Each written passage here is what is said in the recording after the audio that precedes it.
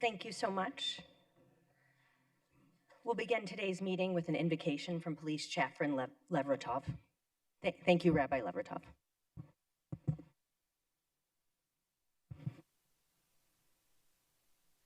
Almighty God, during this period between Passover and the Festival of Weeks, the Jewish community reflects on a tragic moment in our history. The Talmud tells us that thousands of students of the great sage Rabbi Akiva were lost in a short span of time, a loss our tradition attributes to their failure to treat one another with respect each person deserves. You remind us, Almighty God, that disagreement is not a weakness, but a sign of engagement, of care, of responsibility. But debate must be carried with dignity, for when respect is lost, even truth itself becomes harder to hear. Here in this chamber, where decisions shape the lives of so many, let us learn from what was lacking in the students of Rabbi Akiva and choose a better path. Teach us to speak with honesty, never at the expense of another's dignity. When disagreements arise, grant us the strength to listen not only for flaws, but for understanding, and to seek not victory over one another, but wisdom together. Let disagreement refine us rather than divide us, and help us remember that the person across from us is not an obstacle, but a fellow bearer of your image. Almighty God, we ask you also to bless and protect those who serve beyond this chamber, the men and women of our armed forces who stand guard over our freedoms, as well as our civil servants, first responders, and law enforcement officers, who dedicate themselves each day to the safety and well-being of our city. Watch over them and their families, grant them strength, protection, peace, and the comfort of knowing their service is meaningful and valued. And bless, Almighty God, the mayor and the honorable members of this city council and their families who share in the burdens and sacrifices of public service. Grant them wisdom and clarity, courage and humility. May they lead with integrity, treat one another with respect, and serve this community with a deep sense of responsibility and care. Finally, bless all who are gathered here today and all the residents of this city with health, peace, and prosperity. May we be ever mindful that we are exactly where you have placed us, with the opportunity to bring more respect, more understanding, and more goodness into the world. And let us say, Amen. Thank you, Rabbi. Councilman O'Brien, would you lead us in the Pledge of Allegiance?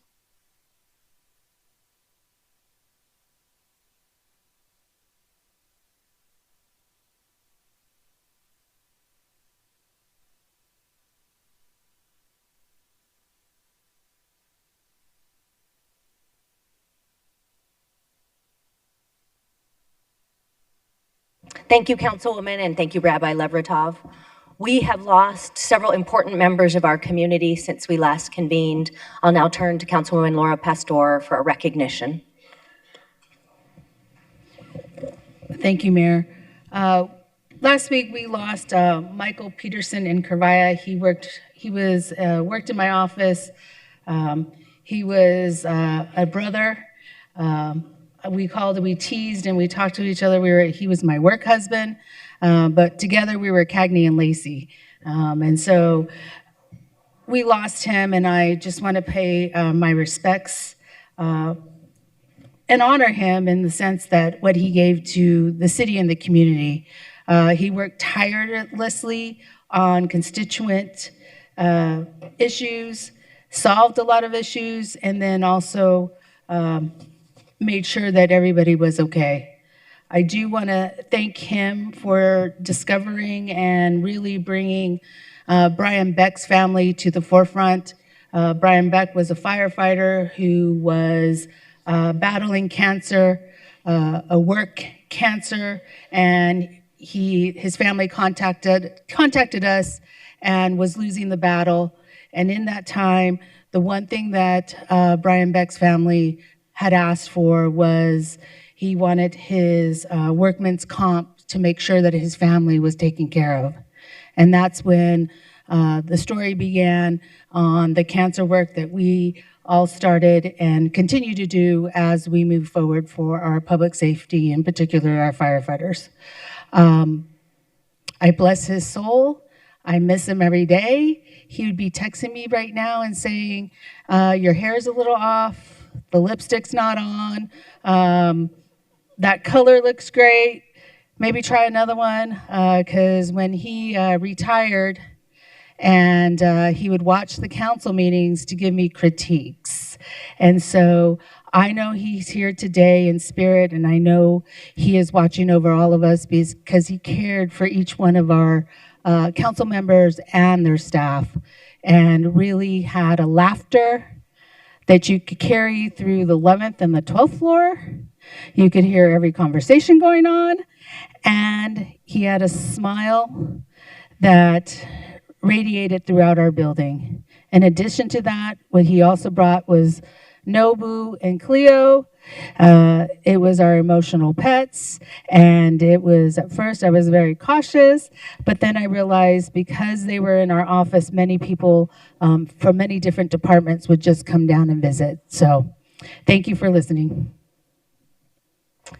Thank you. Councilwoman Hernandez. Thank you, Mayor. And, I just want to offer my condolences to Michael's family and loved ones. I didn't get to enjoy working with him as long as Councilwoman Pastor, but he was so instrumental when I was at the State Senate, when we would partner up on community events. We knew that we would call Michael, like, hey, we need help with this. And he was on it, and he would always figure it out for us. So just thank you for sharing him with the state staff, also Councilwoman Pastor, and to his family and loved ones for sharing him with all of us. Councilwoman Guardado. Thank you, Mayor. As well, just want to give condolences to Michael's family. I also got to work with Michael as our neighbor with District 4 and District 7, with District 8, with all the work that we did during the pandemic, when we were all stressed about whether we should wear a mask or not wear a mask. Michael was the one that brought so many great things into our offices, brought in so many ideas, did so many great things. Nobu was one of my best friends whenever I would get into the 11th floor and I was stressed about what we were doing with our COVID dollars and what we were doing during the pandemic. And being able to work with Michael and seeing how inspiring he was, and even though he was not feeling well that day, he would put on his best face and laugh all the time, and he was just such a joy to all of us in District 5 and everything that we did together. A lot of fun things. We took a lot of tours at the airport and did so many fun things, and we distributed a lot of masks, a lot of different things, and I just enjoyed working with him. And he's been missed since the day that he retired, and he now will deeply be missed by a lot of us, and all the work that we did together and the ideas that he brought to the table, and so many good things.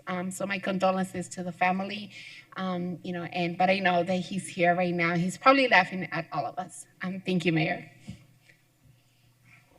Thank you.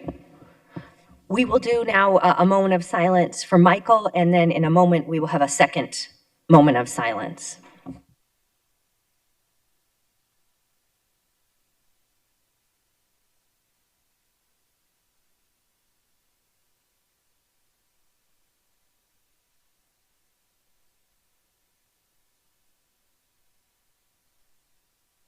Thank you all for remembering Michael and his incredible contributions to our city, and Councilwoman Pastor, thank you for that important remembrance.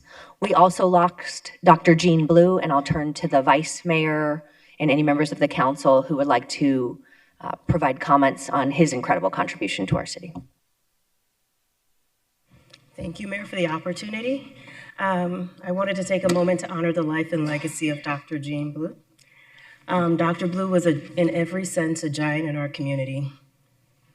He was a man who refused to accept injustice, not only in words, but in his actions. As a young man, he refused to sit in the back of the bus. He stood on the front lines of change, protesting week after week against segregation, believing firmly that dignity and equality were not privileges, but rights. That courage never left him. It grew into a lifetime of service. Dr. Blue went on to break barriers in education, earning his Doctor of Philosophy and Behavioral Science, and then true to his character, he returned home to help lift others up. For more than 5 decades, he led the Arizona Opportunities and Industrialization Center, transforming lives by helping people help themselves, opening doors to employment, stability, and hope for thousands of individuals and families across Phoenix. His leadership extended far beyond one institution. He helped shape our city through his work on the Planning Commission, the Downtown Phoenix Policy Board, and the Citizens Transit Committee, and through his decades of leadership in Arizona's Martin Luther King Jr. celebrations. He ensured that Dr. King's message did not fade, but instead continued to guide and inspire a generation. But perhaps what mattered most was not just what he did, but who Dr. Blue was. He was a man of faith, a mentor, a builder of community, a believer in second chances and new beginning. So we can take comfort in this. His work did not end with him. It lives on in every life he touched, every opportunity he created, and every person who stands a little taller today because he believed in them. To his family, extend my deepest condolences, and to all who knew and loved him, I share in your loss. So as we honor Dr. Blue, not only with our words, but with our silence, reflection, and a renewed commitment to the values he lived every day. Thank you, Mayor. Thank you for that very powerful recognition. Would anyone else? Councilman Robinson. Thank you, Mayor. Just to follow up a little bit on what the Vice Mayor was saying about Dr. Blue, I had the privilege of meeting Dr. Blue probably was around 1987, 88. And one thing that I don't know, a whole lot of people will know this, city manager might know this, but Dr. Blue was associated, obviously he ran Phoenix OIC, but there was a component of Phoenix OIC that was responsible for the greater, making sure that both the police and fire department had a great deal of diversity by their outreach and the programs that they sponsored over, I don't know how many years, but clearly it goes back through the 80s. And Dr. Blue was a force to be reckoned with. You know, I don't know where I don't care where you went anywhere in the valley, people knew him. They understood what he was about, and a lot of things that the Vice Mayor was saying, he was truly about pushing people forward, giving them an opportunity. And he will be missed. To his family and friends, my deepest condolences. And I think it's appropriate that we recognize him today. So thank you, Mayor, for the opportunity. Thank you. Thank you, Councilman. Well said. Councilwoman Pastor. Thank you, Mayor. Actually, Dr. Blue watched me rise in my career and watched me grow up. Dr. Blue's family has always been part of our family, in particular in the fight for the MLK holiday and continuing the marches and making sure that there is equity everywhere. He was also a very gentle man, yet powerful, and was able to, his words, he'd be silent, and then all of a sudden Dr. Blue would speak and everybody would listen. And he was powerful in that sense. He was also welcomed everyone. He was open to everybody and felt everybody was a child of God, and he would open and embrace them. I will tell you this one story in the sense of Dr. Blue. Michael and I went to an MLK breakfast, and I was sitting in the back reflecting about the power of how MLK came about and who came together in communities that had collectively worked together to make it happen. And we were at the MLK breakfast, and it was really small. And I said, oh, I remember all these things as a kid and how this breakfast was powerful and made the movers and the shakers of the city were there. Next thing I know, that following year, Michael had gone to introduce himself to Dr. Blue, and Michael had said, the councilwoman and I, along with the committee, would like to help with MLK, and we would like to help with the breakfast. And I had to go in front of the committee, and Dr. Blue's like, okay, but you have to come into a committee, you have to get it blessed, let everybody know. And so what ended up happening is I asked for permission to be part of the committee and to be the chairwoman that year. And I got questioned by several committee people in the sense of, are you doing it just to put your name there? Are you doing it, is it this truly something that you want? And my response was, look, I grew up with Dr. Blue. I knew the power of witnessed and was part of the MLK breakfast as a child.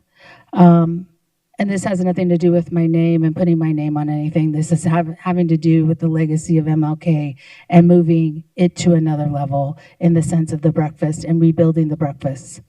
So I want to give shout outs to Valerie, because Valerie took it over and has done an amazing job, and Ron Williams was part of it also, and the whole committee and the whole OIC family and his family, because they're all interconnected into this space. So I just needed to tell that story because it included Dr. Jean Blue and Michael becoming little buddies together. So I'm glad to know that they're together. So thank you. Thank you to my colleagues for such great remembrances. Dr. Blue was quite an icon in our city and really made sure we did a better job as city government. He was a wonderful civil rights leader, and as you've heard, led our city's celebration of Dr. King's legacy. He did that service for 20 years, which is an incredible time frame, and he did it in a way that really tried to lift up our young people. He later in life started calling himself the OG, and he would say, well, the OG's got to pay it forward and make sure the next generation of leaders are ready to step up. And I think Dr. Blue is smiling down because thanks to his work, there is an incredibly large generation of young people who are ready to step up. So Dr. Blue, thank you for a life well lived. And then I'd ask everyone to join me in a moment of silence for Dr. Blue.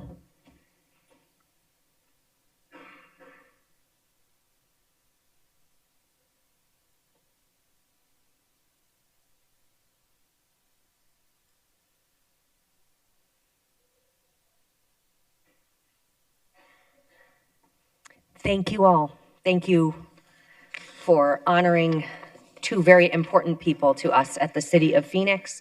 With that, I will call the formal meeting to order and ask the clerk to call the roll. Councilwoman Guardado. Here. Councilwoman Hernandez. Here. Councilwoman O'Brien. Here. Councilwoman Pastor. Here. Councilman Robinson. Here. Councilwoman Stark. Here. Councilman Waring. Vice Mayor Hodge Washington. Here. Mayor Gallego. Here. Mario Barajas and Elsie Duarte are with us to provide interpretation. Mario, would you introduce your team? Yes, Mayor, thank you. Good afternoon, my name is Mario Barajas, as indicated, Elsie Duarte will be helping out as well. We're going to be serving as Spanish interpreters for our residents, our Spanish-speaking residents today. I'll now introduce ourselves to our Spanish-speaking residents. Buenas tardes, yo soy Mario Barajas y voy a estar trabajando junto con Elsie Duarte. Vamos a estar sirviendo como intérpretes a los de habla hispana. Solamente quería repasar con ustedes de que si acaso van a dar un comentario público, favor de hablar de una manera clara y entendible y lenta. Y finalmente, si es que lo van a hacer virtualmente su comentario, favor de evitar distracciones de fondo. De esa manera, vamos a poder interpretarles de la mejor manera posible. Muchas gracias. Thank you, Mayor. Thank you so much. Will the city attorney explain the role of public comment, please? Yes, thank you, Mayor. Members of the public may speak for up to 2 minutes to comment on agenda items. Comments must be related to the agenda item and the action being considered by the council. General comments that go beyond the scope of the agenda item should be made during the citizen comment session at the end of the agenda. The City Council and staff cannot discuss or comment on matters related to pending investigations, claims, or litigation. Additionally, any member of the public who appears before the council in their capacity as a lobbyist must, as required by Phoenix City Code, disclose this fact before addressing the council. The City Code states that speakers must express their comments respectfully and courteously. Use of profane language, threats, or personal attacks on members of the public, council members, or staff are not allowed. Such comments are disruptive and unrelated to the council's business.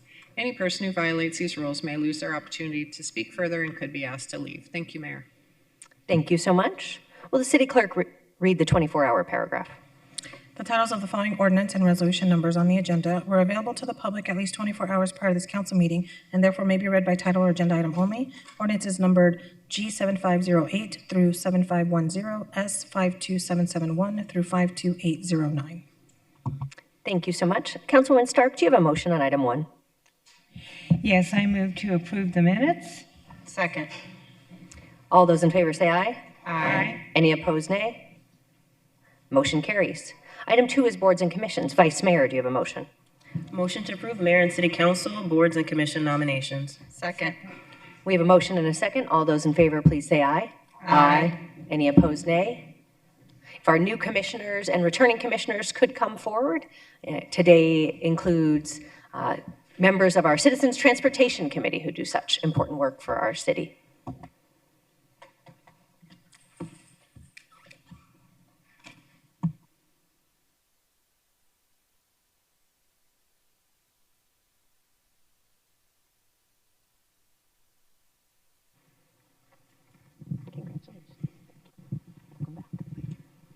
Please raise your right hand. I state your name. Do solemnly swear that I will support the Constitution of the United States and the Constitution and laws of the state of Arizona, that I will bear true faith and allegiance to the same and defend them against all enemies, foreign and domestic, and that I will faithfully and impartially discharge the duties of the office of, state your office, according to the best of my ability, so help me God. Thank you so much for your service to our city.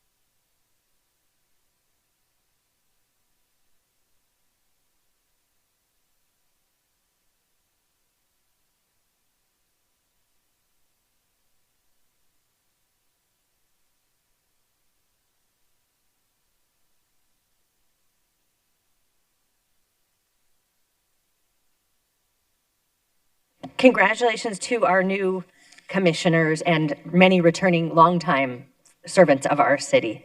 We are so thankful to you. The City Council provides an advisor role to the state of Arizona on liquor licenses. Vice Mayor, do you have a motion on that portion of our agenda? Motion to approve items 3 through 10. Second. We have a motion and a second. Any comments? All those in favor say aye. Aye. Any opposed, nay? Passes unanimously. City Clerk, are we ready for ordinances, resolution, new business, planning, and zoning? Yes, Mayor. Vice Mayor, do we have a motion? Motion to approve items 11 through 63, except the following items 11, 12, 15, 16, 17, 18, 19, 20, 32, 33, 34, 43, 48, 49, 51, and 55. And can the clerk confirm if there are any other items that should be excluded for in-person public comment? Yes, Mayor, Vice Mayor. Also, items 21, 28, and 58. That's 21, 28, and 58. Second. We have a motion and a second. Roll call. Guardado, Yes. Hernandez, Yes. O'Brien, Yes. Pastor, Yes. Robinson, Yes. Stark, Yes. Waring, Hodge Washington, Yes. Gallego. Yes. Passes 9-0. Thank you so much. And we have a number of folks who are here for public comment, and I would guess it would be at least an hour or 90 minutes before we get to that public comment, but we know we have a lot of public comment today. We will go to agenda item 11, which is a contract with PetSmart. Vice Mayor. Motion to approve item number 11. Second. We have a motion and a second. Councilwoman Hernandez. Thank you so much, Mayor. I just have a couple questions for PD, for Phoenix PD. Councilwoman, Assistant Chief Brian Lee, and Commander Brian Regan are coming down to the table to answer your questions. Thank you so much, Lori.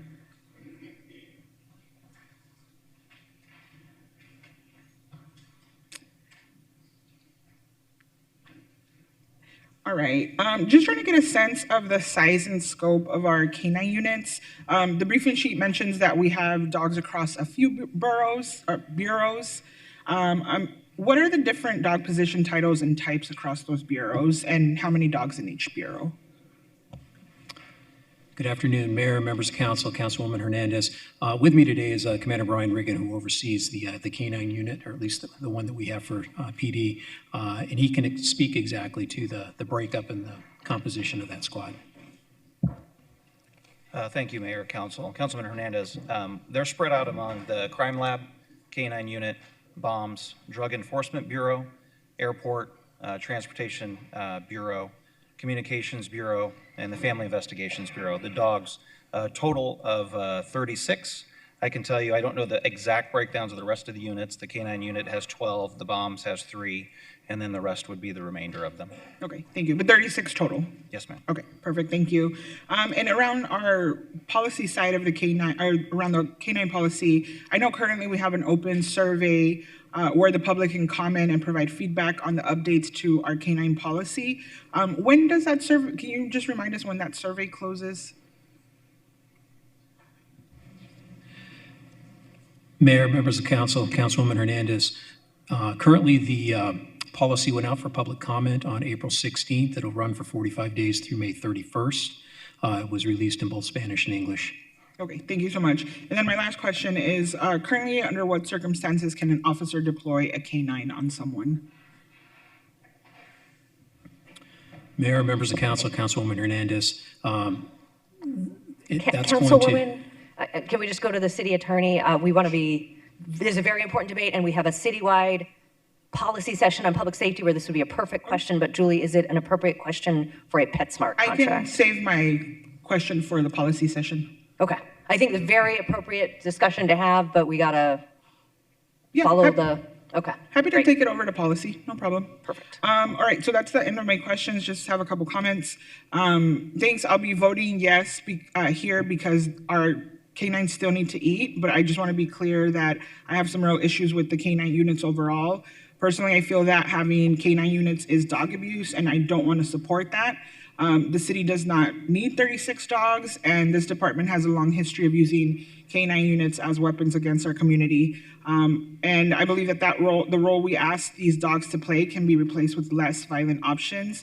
So I'll be voting yes, but please get these dogs some high quality food through PetSmart. Thank you. Mayor, Councilwoman Stark. I just want to put in a plug for the city of Phoenix. I know the handlers may not live in Phoenix, but I sure hope they shop in Phoenix. Thank you, Mayor.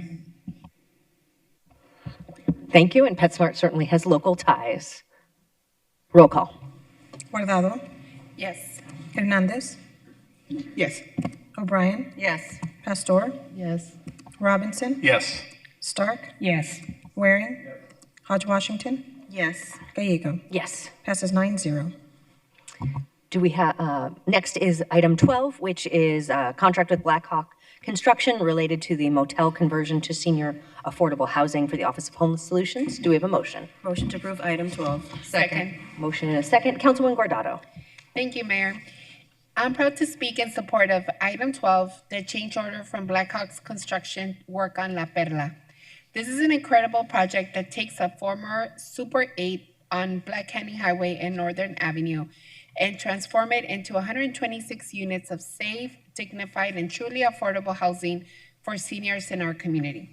Seniors 55 and older who need it the most.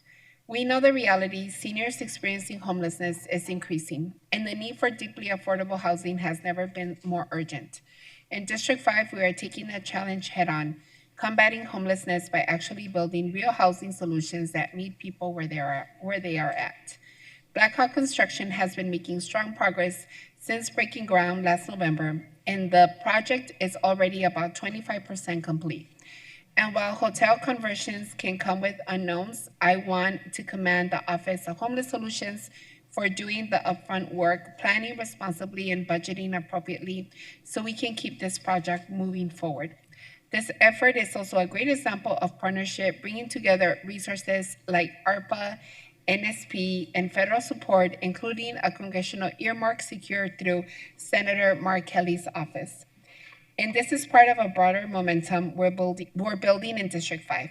Just recently, we celebrated the opening of the Glendale, which will provide 45 senior families with an affordable place to call home, complete with a community center, fitness space, and outdoor courtyard designed to support quality of life. We also broke ground on the Helen Drake Village, which will deliver 80 units of senior housing with affordable options for residents earning between 30 and 60% of the area median income, all made possible through strong partnerships with developers, nonprofits, and the state. Because of the coordination and commitment, La Perla remains on track to open in early 2027, when it will begin welcoming seniors into a place they can finally call home. I want to thank all of our staff, our partners, and everyone involved in making this project a reality. This is what it looks like when we lead with purpose and deliver for our community. Thank you so much, Mayor. Thank you, Councilwoman. Roll call. Guardado. Yes. Hernandez. Yes. O'Brien. Yes. Pastor. Yes. Robinson. Yes. Stark. Yes. Waring. Hodge Washington. Yes. Gallego. Yes. Passes 9-0. Item 15 is a call for a special meeting of the Phoenix City Council on May 12th. Vice Mayor. Motion to approve item 15. Second. We have motion and a second. Councilwoman Hernandez. Thank you, Mayor. Just have a couple questions to make sure the public knows how we're continuing in this process. Just a couple, none of them should be a problem. Thank you so much. Just want to give a couple questions to just really have the community follow along with this process on how and why the council is involved in appointing a presiding judge. What are the responsibilities of the presiding judge? Thank you, Mayor, members of the council. Councilmember Hernandez, our chief presiding judge is essentially the administrative officer of our court, helping to oversee the day-to-day operations. Awesome. Thank you so much, Amber. And why is council tasked with appointing the presiding judge? Yes, thank you, Councilwoman Hernandez. The chief presiding judge is one of two classifications that report to and are appointed directly by the mayor and the council. Okay, thank you. I know when we voted to appoint interim presiding judge Hernandez, I did ask what the process is. So thank you, Ed, for walking everybody through that process. Just want to continue on. So on the May 12th meeting, what is the final piece of the process that we will work on that day? Mayor, members of council, Councilman Hernandez. On May 12th, we will be conducting the interviews of the candidates that council has selected to interview and potentially making an appointment of the chief presiding judge.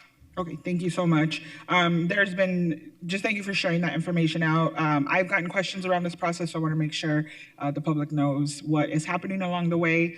I just want to take a second to thank the mayor, the rest of the council, the city's legal team, and especially the JSAP committee. I know they've put a lot of work into recommendations in this process.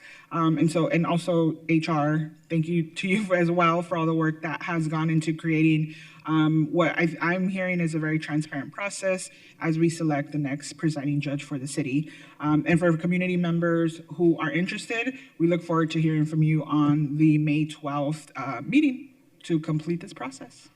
Thank you so much. Thank you so much. That's a great recognition for our Judicial Selection Advisory Board. We're so thankful to them and thankful to our presiding judge who is with us right now as well. Roll call. Guardado. Yes. Hernandez. Yes. O'Brien. Yes. Pastor. Yes. Robinson. Yes. Stark. Yes. Waring. Hodge Washington. Yes. Gallego. Yes. Passes 9-0.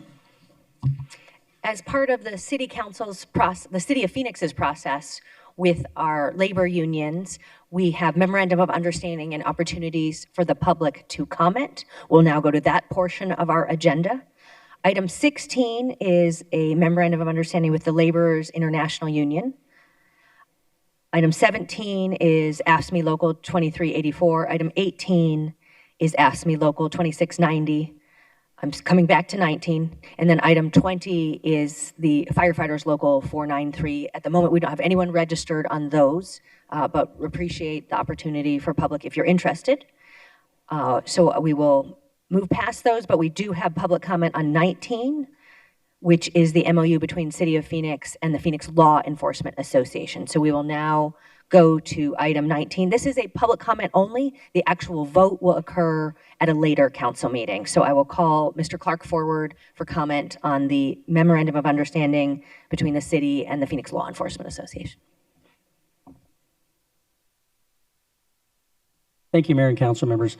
I appreciate it. I wasn't sure if it was just to discuss or do the vote, but I'm just waiting to see more information because I know there's a lot of concerns. I'm thankful that we have our officers who place their lives on the line, but I'm also worried because there are other big concerns about interactions between our citizens and our law enforcement. So I'm looking forward to hearing all of that. Thank you. Thank you so much. All right, that concludes public comment on the MOUs, and we will have a vote later. We'll next go to item 21. So Mr. Clark, stay close. The election materials. And I guess Vice Mayor, you want to move item 21? Motion to approve item number 21. Second. Approve. Well, my name is Leonard Clark. I've lived here pretty much all my life. Might move back, but you know, I am just very thankful that you're going to vote on this. I'm just concerned because of all the uncertainty that's going on as to whether you have things built in within this contract with this contractor, vendor, or whatever, on election materials, because I'm just deeply concerned as a citizen because, you know, we have people out there that think that, you know, we shouldn't have mail-in ballots. And so what's going to happen if somehow some kind of, you know, declaration is put out by the individual in the White House? I'm just hoping that you'll have built-in redundant like safety concerns on that, because I think, you know, as a person born in Phoenix, I just don't want to wake up one day and it's like, hey, you can't, your mail-in ballot doesn't count. The individual in the White House has said, hey, he's put out a proclamation. We can't have that anymore. Thank you. Thank you so much. Roll call. Guardado. Yes. Hernandez. Yes. O'Brien. Yes. Pastor. Yes. Robinson. Yes. Stark. Yes. Waring. Hodge Washington. Yes. Gallego. Yes. Passes 9-0. We next go to item 28, Civil Service Board Hearing Officer Contracts, and we welcome Mr. Clark back. Motion to approve item 28. I'm sorry, Vice Mayor. Second. We have a motion from the Vice Mayor with a second from Councilman O'Brien. Thank you for your patience. It's only a couple more because I know you have like the 5-item limit. So, but I just think a lot of citizens out there in Phoenix might not be aware of the of this board, Civil Service Board, and I know sometimes when certain employees, whether wrongfully or rightfully, want to be, they have to go before this board. So, like, say the police chief or the fire chief or some department chief says this employee is guilty of this infraction, that a lot of times, I think it's like 2 or 3 member board here, the Civil Service Board, they can overturn that. So I think that, I'm glad that you're doing this and you got this very competent law firm.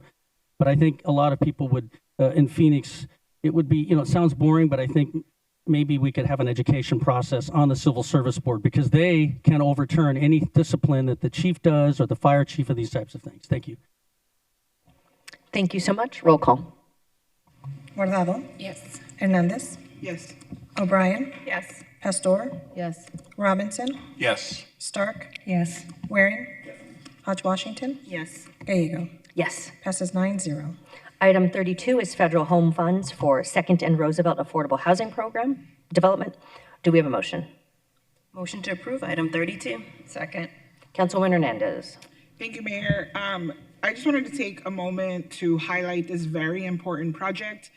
In a moment where we continue to see a need for affordable housing options, this is exactly the type of solutions we can work with partners to deliver for all of our residents.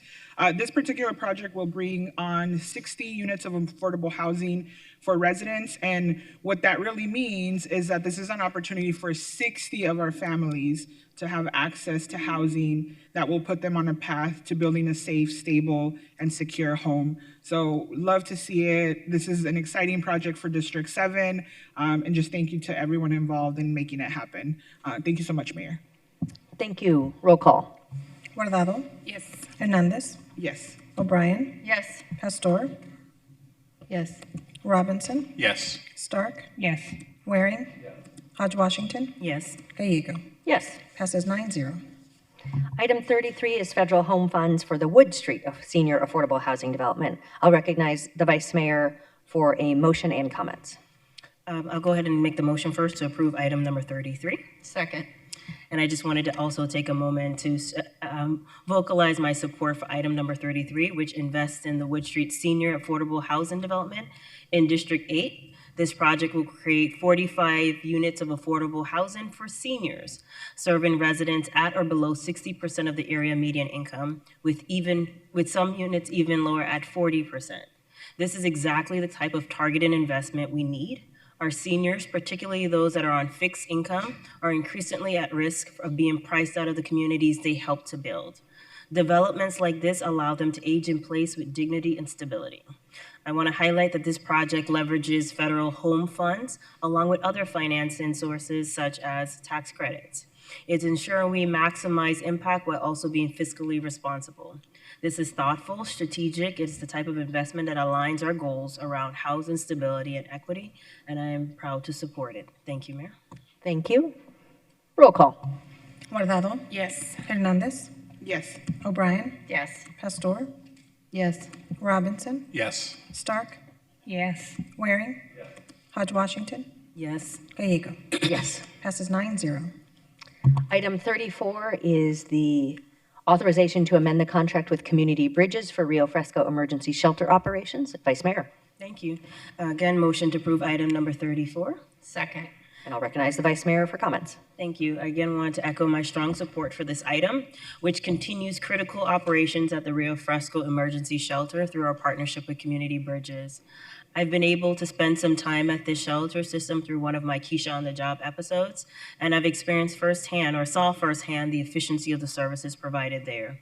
This specific item ensures that shelter services remain available for individuals experiencing homelessness, while also funding necessary facility improvements like fire safety upgrades and roof repairs. It also secures the site as an emergency shelter for at least the next 10 years, which is incredibly important for long-term stability in our system. The shelter system, I have had the opportunity, as mentioned, to meet many of the individuals that reside in there and to hear their stories of how firsthand, how important and how transformational that has been for them. Including, I've had the opportunity to meet individuals who were applying for a job, they've gotten their job, and we had the opportunity to follow along with them now that they're in their own place. To me, this is exactly what city services are supposed to look like. We're supposed to be the safety net for our community. And this is a great example of us doing this. I believe if we are continuing to be serious about addressing homelessness, we have to invest in the full continuum of care. And that, of course, includes building housing, but it also means maintaining safe, reliable shelter options and connecting people with the services they need to transition into permanent housing. Having seen firsthand those success stories, I just wanted to, again, give kudos also to our Office of Homeless Solutions for the work that they do in the community. So thank you for that, Mayor, for allowing me to speak. Thank you so much for those important comments. This item is funded with Community Development Block Grant, so it means it's done in partnership with the federal government. The home funds we did earlier are also done in partnership with the federal government. Those have been great programs for the city of Phoenix. And I do want to note, at the moment, the president's federal budget proposes eliminating those programs or not funding them this year. I certainly hope that does not move forward. Roll call. Guardado. Yes. Hernandez. Yes. O'Brien. Yes. Pastor. Yes. Robinson. Yes. Stark. Yes. Waring. Hodge Washington. Yes. Gallego. Yes. Passes 9-0. We next go to item 43, Accessible Visual Inclusion Services Contract. Vice Mayor. Motion to approve item 43. Second. We have a motion and a second. We do have one comment on this item, so we will begin with public comment.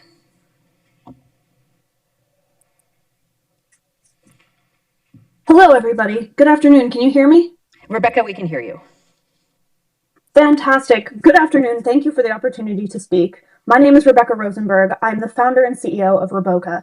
But before I was an entrepreneur, I was one of the nearly 250 million people worldwide living with low vision, and I still am today. Because our needs are often invisible, even accessibility considerations are rarely designed with us in mind. People with low vision are often still highly visual. We want to use the sight we have instead of defaulting to audio only or tactile only options, or to rely solely on another person for help. Traveling with low vision is particularly daunting. For so long, the only solutions offered within an airport were for a low vision person to request wheelchair assistance. While this is absolutely vital for some, these options can strip away a person's agency when they're unnecessary. A traveler shouldn't be forced to choose between a wheelchair they don't need or struggling through a terminal alone. They should be empowered to travel independently through technology. At Roboca, we believe a truly inclusive space allows individuals to move on their own terms. We've built technology that bridges this gap between a user's vision and their environment, and we know it makes a massive impact for people with low vision who want to travel independently. By supporting these initiatives, the City of Phoenix is making a powerful statement that independence is not a luxury. Growing up, I flew through Phoenix many times and am proud that this partnership ensures that the city is not just a hub for travel, but a global leader in inclusive innovation. When we invest in low vision tools, we're fostering a city where everyone, regardless of their disability, has the right to move freely and confidently. We're proud to work alongside this council to ensure every traveler can navigate Phoenix with clarity. Thank you for your time, and thank you for your commitment to an accessible city. Thank you, Rebecca, for developing such a great inclusive product. I want to recognize Councilwoman Stark, who really started our airport on this journey. She responded to a constituent who had a suggestion that we could do better for low vision travelers, and then Sky Harbor has run with it. I guess that's how we get to be the top airport in the country. We want to serve everyone in the way they want to be served. I'll turn to Councilwoman O'Brien for a comment, followed by the Vice Mayor.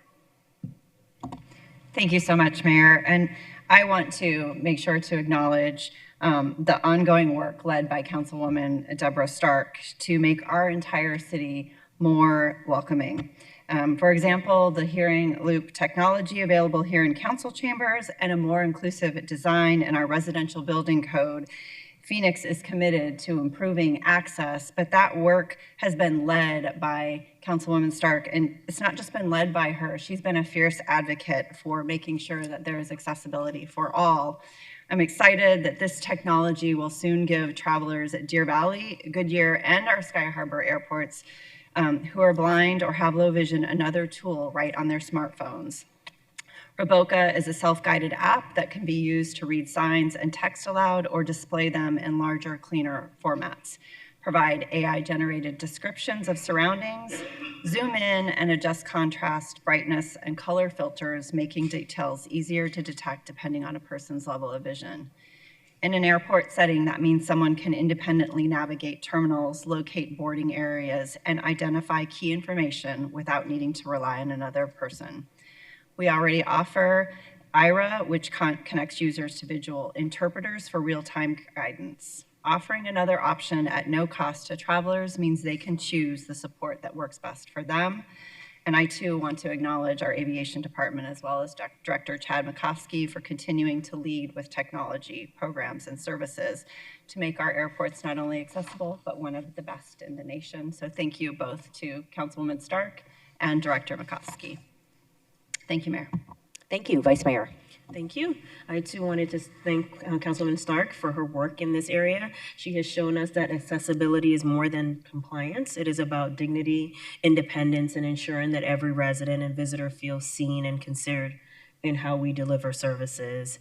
For individuals with disabilities who rely on visual aids or accessible designs such as these improvements make a meaningful difference in their everyday interactions.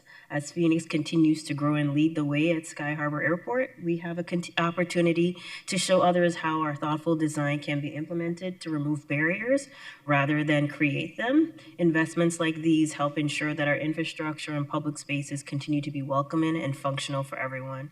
So I really also want to echo the sentiment and thank staff's commitment to making sure that we continue to build a more inclusive city. Thank you. Councilwoman Stark. I'm just excited we have a loop system in the city council chambers because I think I heard some compliments for me. Wow. I joke. I'm passionate. I really am passionate about this. As I age, I really do see how important it is that we are accessible. But I do want to thank our aviation director, especially because he's very committed to this, and that's why we are the friendliest airport in the country. Thank you, Mayor. Thank you. That was nicely done. Roll call. Guardado. Yes. Hernandez. Yes. O'Brien. Yes. Pastor. Yes. Robinson. Yes. Stark. Yes. Waring. Hodge Washington. Yes. Gallego. Yes. Passes 9-0. We next go to item 48, and I'll ask the city clerk to read the title. Item 48 is for ordinance G7510, an ordinance amending Chapter 27, Article 7, Section 27-48, level of solid waste fees, no exceptions, of the Phoenix City Code to increase residential solid waste service rates, including an increase to the monthly curbside green organics collection subscription fee, and providing for an effective date of the first bill day of July 2026. Thank you. Vice Mayor.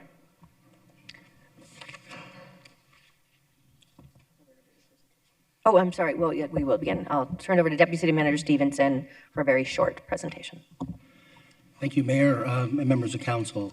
We're here, as Denise described, to discuss the solid waste service rate adjustment. The rate was last raised in 2020, and since that time, there's been considerable inflation throughout the world. That has impacted the solid waste fund as well. As the mayor and council know, the solid waste services are an enterprise fund and are not receiving general fund monies that pay for things like police and fire. So this fund has to charge for what it costs to provide this valuable public health service to all of our 425,000 customers. With that, I'd like to thank Felipe, Lorazelda, and Samantha for their great work on behalf of the Public Works team here, and then Felipe will walk us through the presentation. We'll answer any questions. Thank you. Thank you, Mayor, members of the council. As Ellen mentioned, with the current inflationary costs, the solid waste fund is not immune to these experiences of just cost increases and overruns in three key areas. Those are primarily our people at 32% increase in our labor, followed by we've seen a 52% increase in our trucks, which is the key mechanism to continue and carry out our service every week, and 40% construction increase costs for infrastructure, maintenance, and construction for our landfill, transfer stations, compost, etc. If you recall, back in February, we went to policy and we came with an initial recommendation of a multi-year increase of $6 in July 2026, followed by an additional $6 in 27, and finally a $5 increase in 28. That also included an inflationary increase not to exceed 5% from July 2029 through July 2030, primarily to ensure that we were mitigating and controlling costs in the out years to avoid large increases in those out years. We also want to increase the green organics collection subscription fee to 1/4 the residential rate beginning July 2026.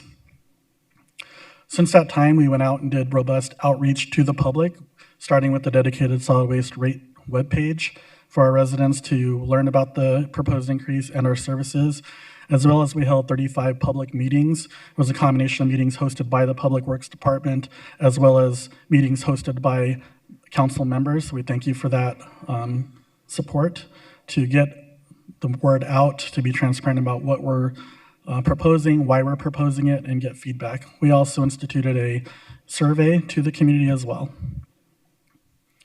With that, we did hear the public and we heard your leadership, Mayor and Council, to continue to keep affordability top of mind and to take the sentiments of our public seriously. We know affordability is tough out there for everybody, so we came back and sharpened our pencil, and we have come back with a proposed final recommendation. And that increase is looking at shaving the rate by $3 in total, so $1 off each year, starting with a $5 increase July 2026. July 2027 would be an additional $5, and a $4 increase July 2028. We still recommend, and more important, to have that inflationary factor in those out years, starting in July of 2029 through July 3033, to again control costs incrementally if needed and to maintain or mitigate the need for large spikes in the out years. We continue to recommend the 1/4 of the residential rate increase for curbside green organics. And with that, we do have a final recommendation. There are a couple other things we'd like to do. So again, the monthly residential rate, we're looking at a $5 increase in 26, followed by another $5 in 27, and a $4 increase in 28, with the inflationary factor not to exceed 5%, starting July 29 through 2033. The curbside green organics fee, as mentioned, would be 1/4 of the applicable rate. We are looking to increase the discount for our 60-gallon container. That seemed to be a popular service for those who don't generate a lot of trash. So increasing that $3 monthly discount to $5. So that's something that we hope people can take advantage of. We're also looking to double the solid waste contribution to Project Assist to $440,000 annually, which would take the total cap of available funds to $1.5 million. And we would continue to evaluate our current services and revenue streams at our director approved rates to ensure that we are constantly being as efficient as possible with everything we provide to our customers. And with that, I'll be happy to take any questions. Questions for Felipe? Councilwoman Hernandez. Thank you, Mayor. And Felipe, just really thank you to you and the entire team, Alan, just for all the endless questions that we had, for all the briefings, the updates, the presentations on this issue. I know we talked various times because we had a lot of questions and a lot of feedback on what we were hearing. And my hope is that we can move toward more sustainability focused and economically responsible waste management practices. The biggest, my biggest concern is for our residents who may struggle with these rate increases. I, just want to make it clear that support services exist. That is something that was highlighted, I know, in the meetings, and you shared that with us. And I strongly just encourage those residents who believe that they may be priced out or facing financial difficulty to contact the city and speak with the Phoenix Public Works Department, who then can navigate them to support options. The programs are meant to help residents stay connected to essential services, and I'm happy that the city departments have thought through different avenues of support for our residents along, with these increases in such a tough time. I want to emphasize to our staff the importance of outreach on this matter. If assistance programs exist, we need to make sure people know about them. That means proactive communication, multilingual outreach, and partnerships with community orgs so that the families, especially our seniors, our working class households, and those already living on really tight budgets are aware that that support is available to them. I also want to acknowledge the residents that challenged my team specifically to think of more creative and progressive, and think more creatively and progressively about how we handle waste in the city. And we shared a lot of that feedback in these briefings and updates. And we got a lot of questions from the residents, specifically like on recycling and compost. What efforts does Public Works already have underway to improve our recycling and compost? Great question, Mayor, members of the council, Councilwoman Hernandez. Recycling continues to be our flagship diversion program. It's been since the 80s. We've been a leader in that space. However, some of the areas that we've really focused on is to lean into technology. We had, in the last couple of years, improved the technology at our 27th Avenue Materials Recovery Facility that's allowing us to capture more recyclables with good advanced AI technology and infrared technology that's reducing the lost material that's getting landfilled. So it's that paired with continued outreach and education to our customers. We have a very talented zero waste team that continuously gets out to the community, tables events, does school presentations. We offer tours at our transfer station for those who believe maybe we don't do it the right way to come and see it for themselves. And those are things that we definitely heard from the community that we need to continue to lean into and continue to provide and step up our efforts to make sure we're getting the word out and invite people in to see the process.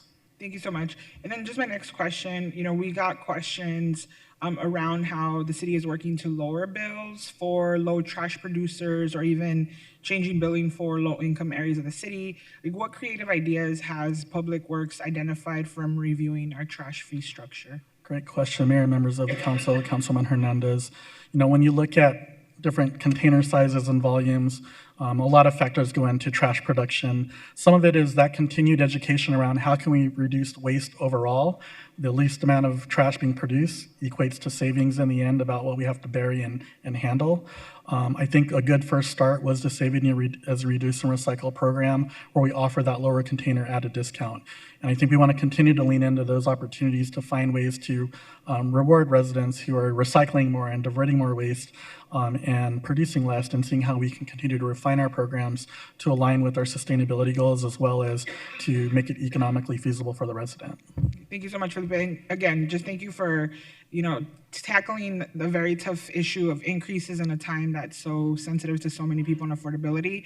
And I think it's so appropriate that we're actually having this conversation on Earth Day, which I would be remiss to try not to, almost forgot to say and think that today is Earth Day. So I think this is just such an appropriate conversation to have on Earth Day. So happy Earth Day to everybody that is celebrating.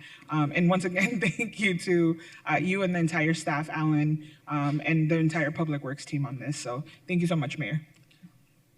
Thank you so much. Vice Mayor. Thank you. I want to start off by saying thank you to the Public Works Department, Alan, Felipe, thank you, Ginger, also. When this first was brought to us, you brought it as a 665, and you now return with the 554. And I think that's important because one of the consistent concerns that we hear every day is about affordability. And I understand there is a financial component for the operation of our solid waste. But I'm grateful to see that we are taking into account some of the efforts, some of the concerns from our community. I'm curious, do you want to spend a little bit more time sharing about what was the results of the survey and how we plan to address some of those concerns? Great question, Mayor, members of the council, Vice Mayor. Our survey, we really wanted to make sure that we accomplished two things. One, obviously hear how people feel, but also make sure that they understood what we were asking for and why we were asking for it. And so the results, obviously, affordability was top of mind in terms of the biggest concern. Residents that did respond to the survey, we had about 6,700 responses out of our customer base respond to the survey. Most of that was just around challenging us to continue to look at our operation to figure out how we can continue to be more efficient, accomplish our goals, and be cost effective in the future to keep affordability top of mind in everything that we do. Some of those things that we continuously look at is how we route our services, the technology we can lean into, if there are different models and more cost-effective ways of providing services that incentivize the right thing, but also don't break the bank and still align with our sustainability goals, as well as making sure that one of the biggest things we heard too is accountability. Residents want more accountability out there because a lot of people are very passionate about trash and doing the right thing with that trash, and they want to make sure that we are holding to account people who are doing the wrong thing. So that's supporting illegal dumping, CARES cleanups, all of the things out there to keep our neighborhoods safe and clean. So those are the things we took to heart to really go back and dig deep and refine our toolbox to figure out better ways to provide these services, keeping affordability always at the top of mind, but also making sure that we're providing the services that our customers rely on and deserve. Thank you for that. I just thought it was very important and that the public know that we've reviewed those responses and we're not making, this recommendation is not made lightly. It is incorporating their feedback. We are in an interesting situation. The team has outlined the need for this increase. They have outlined the significant cost increases in both labor, equipment, and infrastructure since the last adjustment, and understand that it's a growing structural deficit, but we want to make sure it also takes into consideration the impact on our community. And I think it might be helpful for us to also share, as we're looking at, right now we're talking about the solid waste proposed fee increase. Are there any other rates that are within the realm of public works that you are considering also for, so it's not being, so I want our customers to understand it's not being borne by just simply one component of our population? Mayor, Vice Mayor, members of the council, great question. Yes, there are several other rates that are actually called director-approved rates that do not require council action. These are rates such as residential roll-off fees where people want to rent a bin for large construction projects.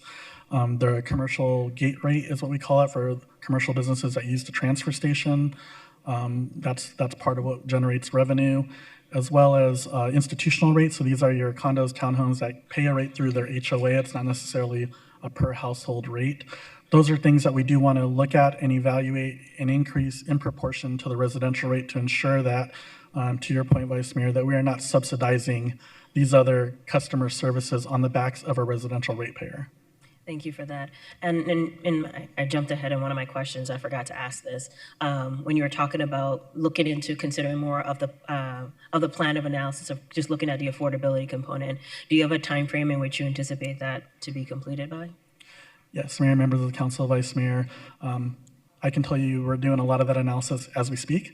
We are going to be looking in the next year to dig deep and looking at all of our services to figure out where we can optimize where possible, continuing to achieve all the goals we need to achieve, but become more affordable.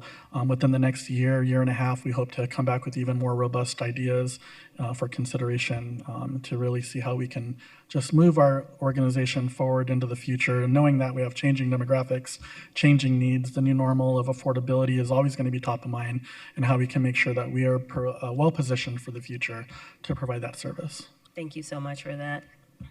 And again, I want to say I really appreciate the continued commitment to ensuring operational efficiency and service models, and the fact that we're trying to continue to keep our city clean. As you mentioned, the solid waste fee includes cleanup. It includes a whole lot more than just pickup, and I think this gave us an opportunity to educate the community on all of the ways in which Public Works is able to help ensure our communities continue to stay safe, clean, and beautiful for everyone to enjoy. So thank you for that. I know this was probably a difficult conversation to have, and I thank you for your diligence in moving this forward. Thank you. Thank you. Should we hear public comment? Councilwoman Stark. Thank you. I just wanted to thank Public Works. Besides having your own public meetings, I know you came to a lot of our community meetings and set up tables and had really engaging discussions with the public, and I do appreciate that. And I will tell you, we did have a community chat about 6 months ago when Public Works came, and I think a lot of my residents were surprised on all the different services that you do provide besides picking up recycling and trash. You have a moving service, you have hazardous materials, you team up with Keep Phoenix Beautiful, and my residents were shocked at the level of assistance that you give them. I hope you can continue to promote that, because I think that's part of the education. It's not just recyclables, it's not just picking up the trash on a weekly basis. I think you do so much more than you really brag about. You need to start bragging about all the service you have. And I will tell you, I was quite surprised that most people at our hearings were accepting of the raise increase in the rates. And I think it's because they realize you provide such a flawless service. I know my cousin lives up in Prescott Valley, and they all have to pick their own trash service. And so on her street, there's probably like 5 different companies, and every day there's a trash truck going up and down the street. It's just disorganized, and I think we just give such flawless service. So thank you for what you do. Thank you, Mayor. Thank you. We'll go to Councilwoman Gordado and then Councilwoman O'Brien. Thank you, Mayor. As well, just want to thank you, Felipe, for all of your hard work, everyone in your department, and so many services that you guys offer to our city, and the goal to trying to keep our city clean. And also, thank you for bringing the hard conversations. I know this was not an easy conversation. I was already on council when we did the last increase, and I see the importance of all the work that you guys do every day. But I also know that this is not an easy conversations for a lot of folks in my district, so I appreciate you going back and looking at the numbers and trying to bring the most affordable option forward for our residents, given inflation, given everything that is going on in our city. But I also know that our residents will not want to once again go back to the situation we had a couple of years ago, where bulk trash wasn't being able to be picked up, and it was a very challenging moment for a lot of our residents, and we got a lot of phone calls about it. And I trust that you will continue to move our city forward and the department forward, and that you will let us know whenever there's hard conversations to be had. But I also appreciate you taking in consideration our residents, everyone in the community, and being able to be equitable, being responsible with our revenue, but then also being responsible with our residents and making those right decisions. And I'm very appreciative of this council that we continue to have these hard conversations, but at the same time, making sure that we're responsible to our residents and that we're listening to them as well. So thank you for all of your hard work. Thank you, Mayor. Thank you, Councilwoman O'Brien. Thank you, Mayor. I too want to thank you all for coming out to community meetings. I know that I attended the community meeting in the north part of my district, and there were, I think, 10 or so folks there, and they weren't just there to listen, they were there to ask tough questions, and you all answered them well and had good information and data, and also took well the recommendations they made for the future. It was also surprising to find out, well, I realize that's a small number, or a big number, depending on your perspective. You all said you had some meetings with no people come, or only one person, that those folks left, not necessarily thrilled to pay more for a service, but they didn't object to the rate increase. So that was refreshing for me. However, I do want to say that I don't take lightly how an increase at this time impacts our families who are already stretched thin. You've covered that since our last adjustment in 2020, vehicle costs are up 50%, infrastructure's up 40%, staffing is up more than 30%. But you all have to charge the rate and pay for the service you were provided. We don't provide you general funds, and that's important. If we don't take action, the service levels that Councilwoman Stark and some others have named, we can't continue to provide all those service levels, and they're important services. I also want to acknowledge that our residents were heard, because you went back and you did the tough work of lowering the original 3-year increase by nearly 17%. I think thanks to community engagement, the Solid Waste Division will also continue to examine those industry trends and best practices to minimize our future rate impacts. It's responsible stewardship informed by the people that we serve. So I want to thank every resident who answered the survey, every resident who showed up at a community meeting, and for those reasons today, I will be voting yes and supporting this item. Thank you, Mayor.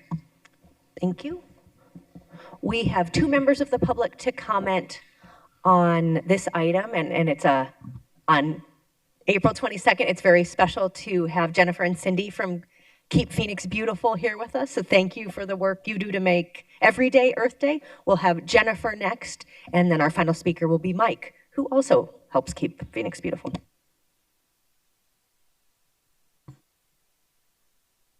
Good afternoon, Mayor Gallego and Vice Mayor Hodge Washington and council members. It's wonderful to see you all, and happy Earth Day. It is a perfect day for this conversation.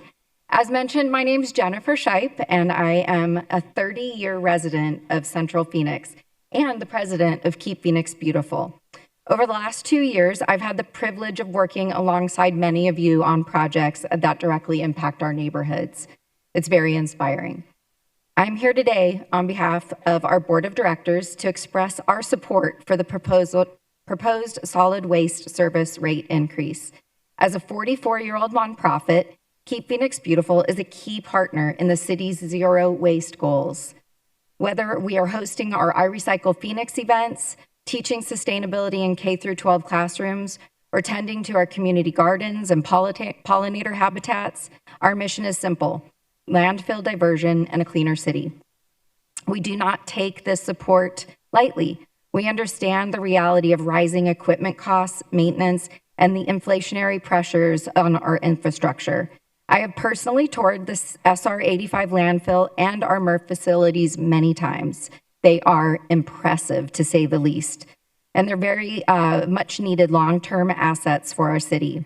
And seeing students, kids, adults, students alike tour these sites and get excited about recycling reminds us why this work matters.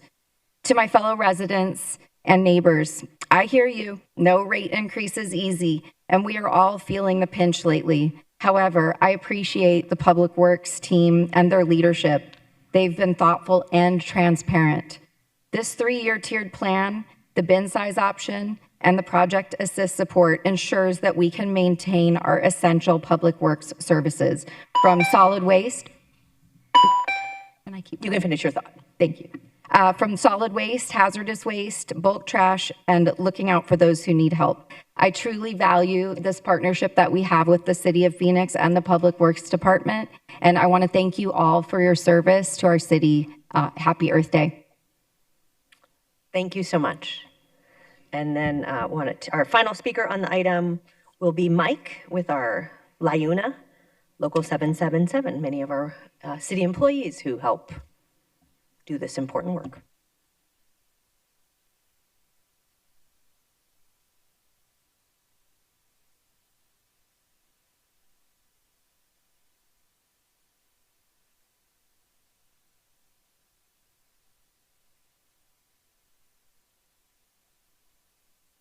Good afternoon, Mayor and members of City Council. My name is Mike Rellis, and I'm a representative of LIUNA Local 777. We cover the SWIOs, also known as the garbage drivers, and the landfill operators. Thank you for the opportunity to speak. I'm here to express our support for the proposed rate increase. We understand raising rates is never easy. We recognize the impact it has on the residents. However, we believe that the increase is both necessary and responsible to ensure the long-term sustainability, safety, and quality of our city's solid waste services. For years, our sanitation workers have carried an increased burden. They have adapted to growing service demands and the challenges that come with maintaining essential public services in a changing environment. Through it all, they have continued to show up reliably, professionally, and with a strong commitment to the community they serve. One of the key challenges we are now facing is the lasting impact of COVID-era supply chain disruption. During that time, departments across the country experienced delays in receiving critical equipment and replacement parts. Those delays created a backlog that is now caught up to us. Aging trucks are staying in service longer than intended, repairs are taking more time, and the strain on both equipment and personnel has increased. Our workers are doing the jobs with the equipment that is overdue for replacement, leading to inefficiencies, higher maintenance costs, and safety concerns. At the same time, we are also now facing increased costs due to inflation. And yet, despite all these challenges, residents have not felt the impact on their day-to-day service. Trash is being picked up on time, routes are still being completed, neighborhoods remain clean and safe. That level of consistency is not by accident. It is a direct result of the dedication, flexibility, and extra effort of our workforce and the entire Public Works Department. This proposal is not just about infrastructure or budgets, it's about people. We respectfully ask Council to consider not only financial aspects of this decision, but also the operational realities and the people behind this service. Thank you for your time. Thank you for your testimony. Councilwoman Pastor. Yep. That concludes public comment. Thank you. Actually, LIUNA brought up a good point. And that point that I have been listening to for many, many years have been about the trucks and how the trucks have been little by little falling apart, them not being able to find parts now for some of our trucks because that's how old they are. Also, the fact that there are some refurbished trucks that we have purchased because we wanted to save money, and how those trucks are now falling apart because of the use and how much impact we are doing with them. I want to thank the workers for being in that space and really working under those conditions and wanting to deliver great service. And the rate, I know the rate, especially at this moment, about affordability, because it is about affordability. We can't afford a house. We're pretty soon not going to be able to afford water. And all these pieces are all coming together, and utilities. Where I'm going is this is a cycle that we all have to go through. in that space, and I'm going to bring this up because I was asked this question, was also in our budget process, in our budget hearings, was a comment made to me as to why are we increasing in rates, employee salaries, or giving a bump because we were in the space that we are in today. Well, as many of us know, as everything increases, inflation increases, we are going to have to increase our salaries. And it's not just Phoenix, it's everywhere. And so the reason why I'm saying this story and the reason why I'm going here, because it's a vicious cycle. It's a cycle that we go through every year. I asked Felipe not to bring me rates because I will be terming out, and I asked him not to bring it to me, but he said I couldn't wait, and you know the workers and you know what they need. So my point is we need to do this, because if we don't do this, we won't have the equipment to pick up trash, but we also won't have the services that we're used to having. And I think now we have to really do an analysis of all the services that we provide and really what the cost is and how that's going to look like in the future. So I want to thank staff. I know how hard it is to come to us and ask us for these things, but it's much harder to go to the community and also ask and explain what is happening within why we're doing a rate. So thank you, everybody, and thank you to all our constituents. Thank you. Do we have a motion? Motion to approve staff's final recommendation for a rate increase to the monthly residential solid waste rate, as outlined in the last slide. Second. Thank you. We have a motion and a second. Roll call. Guardado. Yes. Hernandez. Mayor, may I explain my vote? Please do. Thank you. I will be voting yes on this increase, and as I do, I am hyper aware of that this increase comes at a time when residents are facing an increasingly difficult financial reality. One of those things around that financial reality that the mayor and I have discussed at length is the amount of our residents and especially our children that have lost their access to their benefits like SNAP. And we are seeing inflation hit at the same time that we are paying more for gas and other services because of Trump's illegal war against Iran. I'm glad that we've agreed to provide some relief in the annual increase, and I will be looking for updates and studies on how we can improve our servicing in the future to avoid big increases at one time to our residents. And with that, I vote yes. O'Brien. Yes. Pastor. Yes. Robinson. Yes. Stark. Waring. Hodge Washington. I'd like to explain my vote, please. Please do. Again, I appreciate the department's work here, and I really am excited to see that you're still committed to reviewing the operational efficiencies and service models to reduce future rate impacts. Community feedback made it very clear that residents want both accountability and affordability. And those steps that you've outlined, I think, will help just strike that balance. So I just wanted to say that because it's very important to me to ensure that our residents know that we are listening to them, that we have heard them, and that we are planning for that. So with that, I vote yes. Thank you. Gallego. Yes. Passes 8-1. We next go to number 49. Will the city clerk read the title? Item 49 is for ordinance G7509, an ordinance amending Chapter 36, Vehicles and Traffic, Article 12, Section 36-158, Schedule 1 of the Phoenix City Code relating to local speed limits at 13 locations. Do we have a motion? Motion to approve item 49. Second. Roll call. Guardado. Yes. Hernandez. Yes. O'Brien. Yes. Pastor. Yes. Robinson. Yes. Stark. Waring. Hodge Washington. Yes. Gallego. Yes. Passes 9-0. Item 51, Salt River Project Distribution Design and Construction Contract. Vice Mayor. Motion to approve item 51. Second. Turn to the Vice Mayor for comments. Thank you so much. I just really wanted to take a moment to highlight this because this advances an important infrastructure improvement, that will install 30 new streetlights in the Broadway corridor between 24th Street and 32nd Street, north of Rozier Road and south of Broadway Road. This is a very important, as this area has been one that my residents have been requesting better lighting infrastructure for some times. Streetlights may seem like a small investment, but they have a significant impact on neighborhood safety and quality of life. Improved lighting enhances visibility for drivers, pedestrians, cyclists, and transit riders.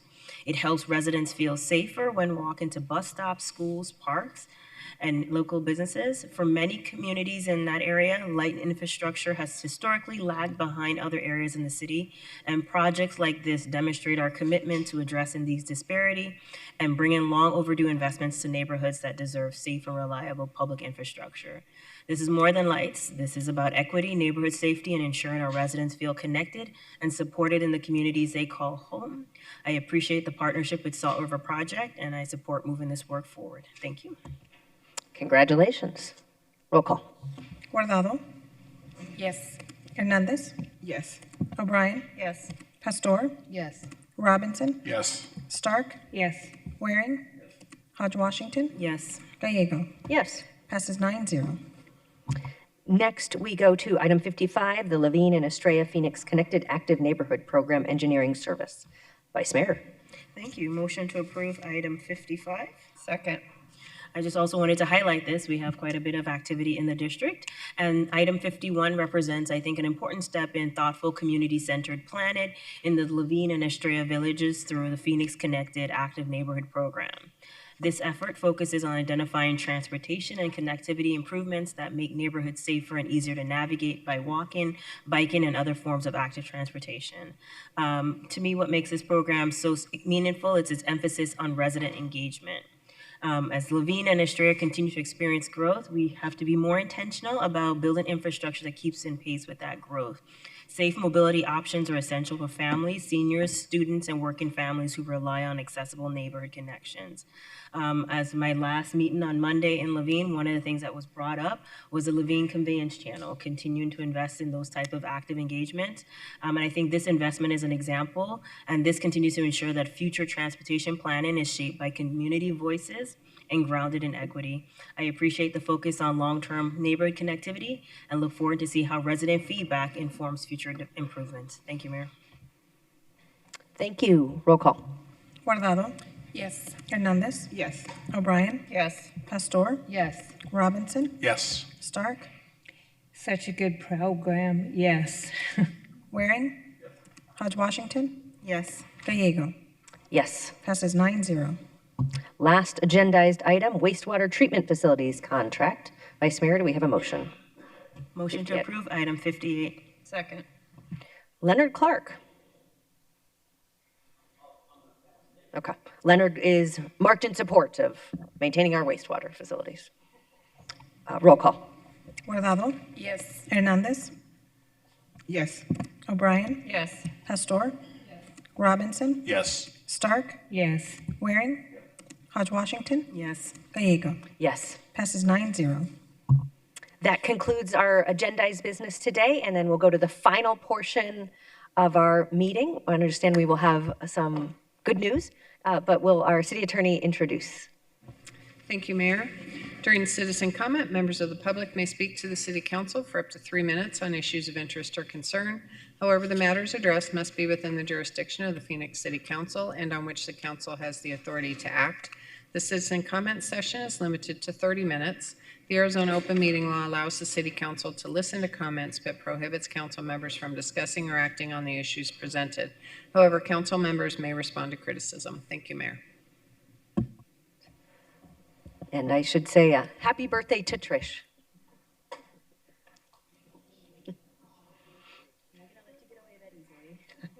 All right. We will begin today with Jack. If you could come forward. And Jack will be followed by David Morgan.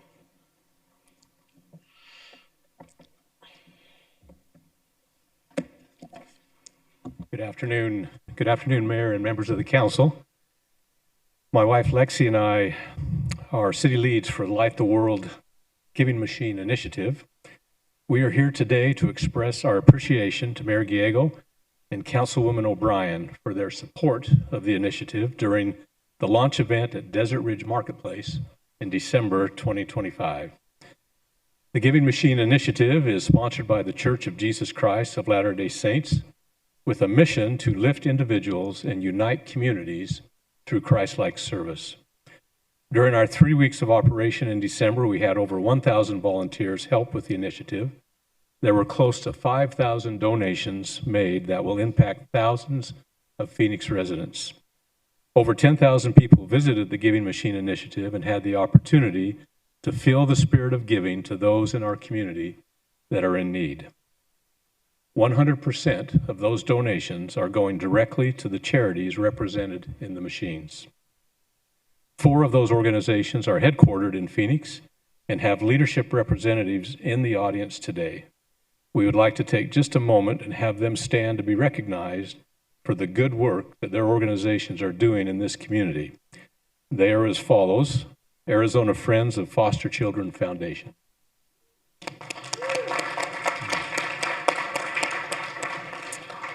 Angels on Patrol.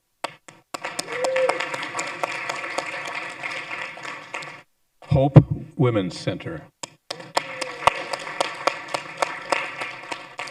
And House of Refuge Sunny Slope.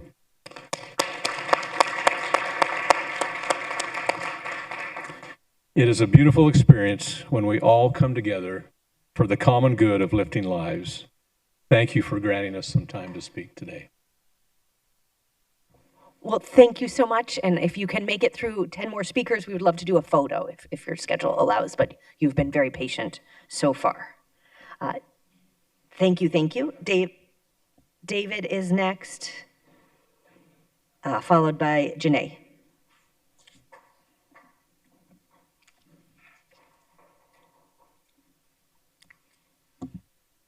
Normally I comment on trying to help the homeless in one way or another, but a very confusing situation has approached me today, and I don't know who to address about it other than the city council. So I do live and reside at the SOS shelter, and I have been there since September of 2024. I was told today that I'm going to be exited for non-compliance because I don't have gainful employment. The problem with this is that I'm going for full disability. I have 2 rotator cuffs that are torn, the left and the right. And I had back surgery in 1994. I've lived with that for 30 years now, and it's getting worse. I'm 58, I'm not 28, so it's a little rougher now. I can't bend, I can't live, I can't stoop, and I can't do the things that I'm used to doing as a laborer. Labor work is what I know. In the past year and a half, I've lost 40 pounds. I weighed 190, very close to it when I hit the shelter. I had every muscle in my body was defined, and every rope in my arm, as far as my veins are concerned, was exposed. I have nothing left. I'm about this big around. I don't see how I'm supposed to move forward with disability. If I have gainful employment, they'll deny me disability. How does this work? And why is the system set up this way at the shelters? I thought we were trying to move forward, not stay stagnant or get kicked while we're down. It doesn't make sense to me. Thank you. I will ask, our Office of Home Solutions is ready to follow up with you. Thank you. Janae is next, followed by Frank.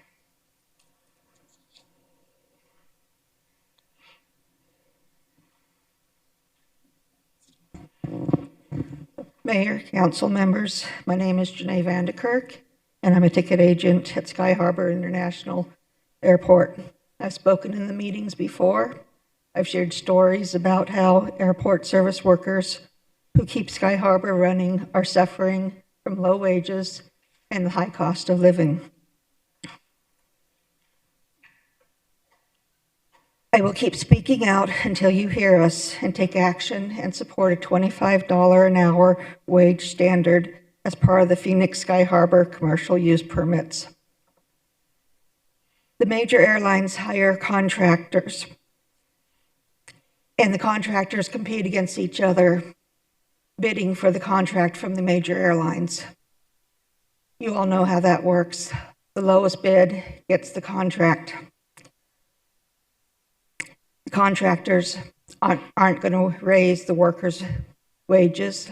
The airlines aren't going to offer more money so the wages can be raised.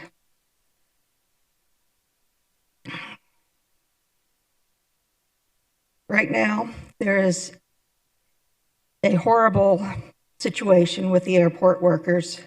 There's a high turnover rate, and this rate affects the airport safety and security of everyone. The contracting company that I work for secured the contract with the low bid by eliminating the position of the cleaners for the airplanes. So a lot of times in the evening shift, which I work, there are 4 to 5 agents working the ticket counter. Then 3 to 4 of them go up to manage 2 or 3 flights that come in either at the same time or within half an hour of each other. While one person manages the gate, another person cleans the plane. We have 7 minutes to clean the plane. It's not doable. We run into delays then, and we get fined. We are being asked to do more with less and to do it quicker. This is not the way to run a safe airport. By having a standard that all must follow in order to do business at the airport, Sky Harbor can ensure that workers have fairer wages, and reduce turnover and stabilizing the workforce. Do you want Sky Harbor to be a place where people want to come and work and continue to be the friendliest airport? Right now it isn't. People are tired, we're burnt out, we're stressed. Please stand up and make sure we have the pay and standards we need to do our jobs and keep our airport safe and secure. Thank you. Thank you. Frank is next, followed by Faith.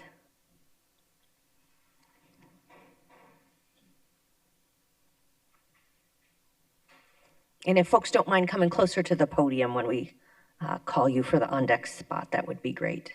Faith will be followed by Lee Ellis.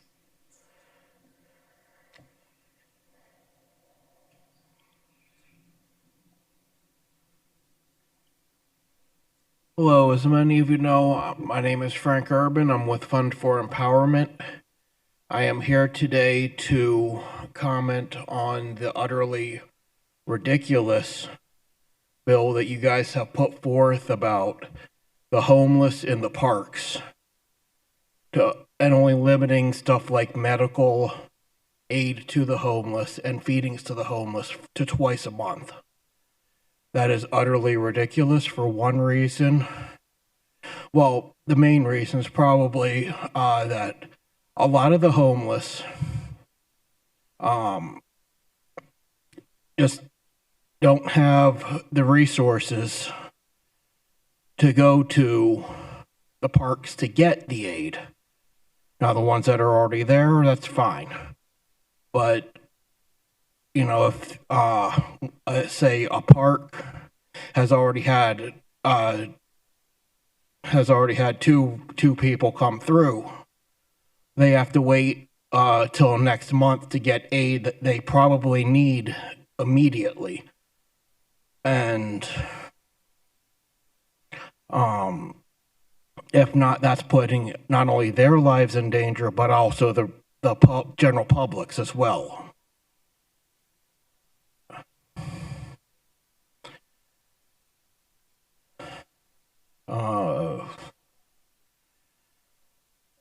Because a lot of them, some might be in wheelchairs, some might be on crutches or mentally not all there. You know, that they don't understand that legally their aid cannot come to them. and they're there 24 hours a day, 7 days a week. So, and this is important to me and a lot of other people. Well, it's important to me personally because I was homeless a few years ago. I know what it's like. And with that, I'll close. Thank you. Faith is next, followed by Lee. Faith, if you're here, could you, okay.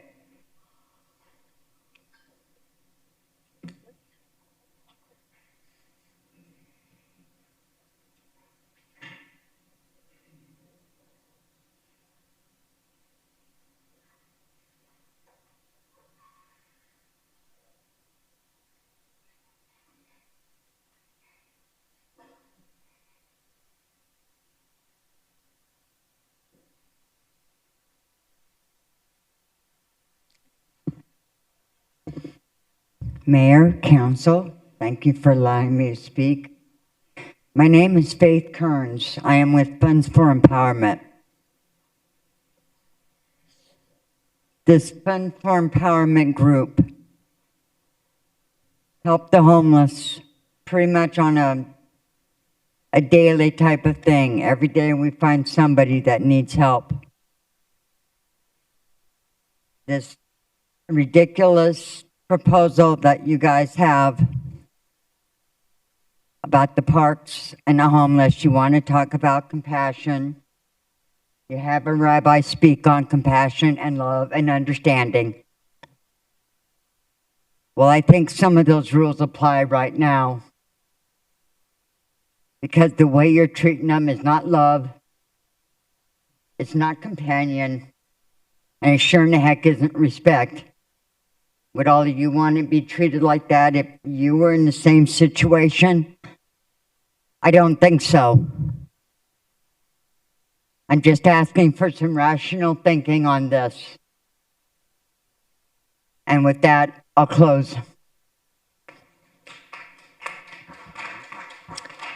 Lee is next, followed by Paul.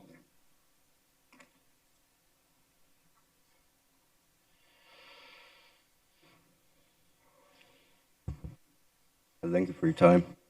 I just want to speak on the Nutrition Assistance Program. I recently spent 5 hours in DES trying to reapply. I was told that I have to either go back to the workforce or complete a drug and alcohol course. I was not given any place to go for the substance abuse program. I have no problem going, I don't use. But as far as the workforce program, I'm filing for disability. So if I work the amount of hours they're expecting me, I wouldn't need the nutrition assistance, but it would deny my claim on my disability. I just think it's something we need to look into a little bit better. Thank you for your time. Thank you. Paul Garcia, followed by Rhonda Savage. Paul, could you kind of indicate you're here? Okay, Paul left. Rhonda is next, followed by Tony Harris.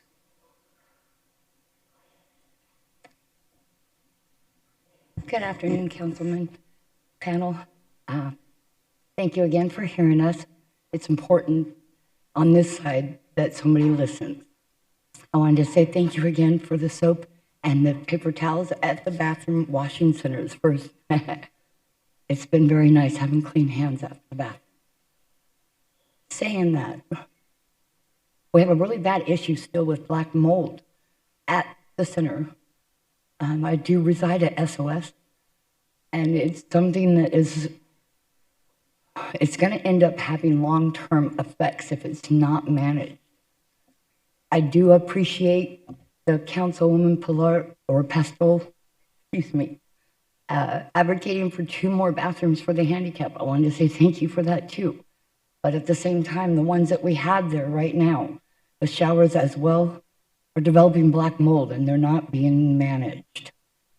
And so I would like to ask if there's a way that we can get that at least addressed, looked at. Maybe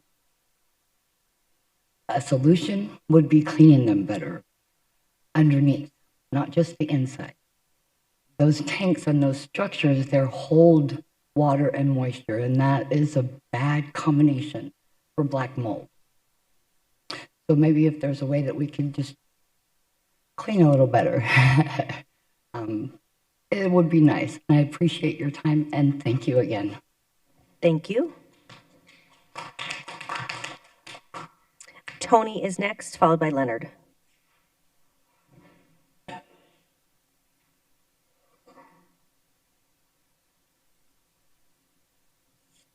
Thank you. I'm with Fund for Empowerment. About the new ordinance for the park feedings, that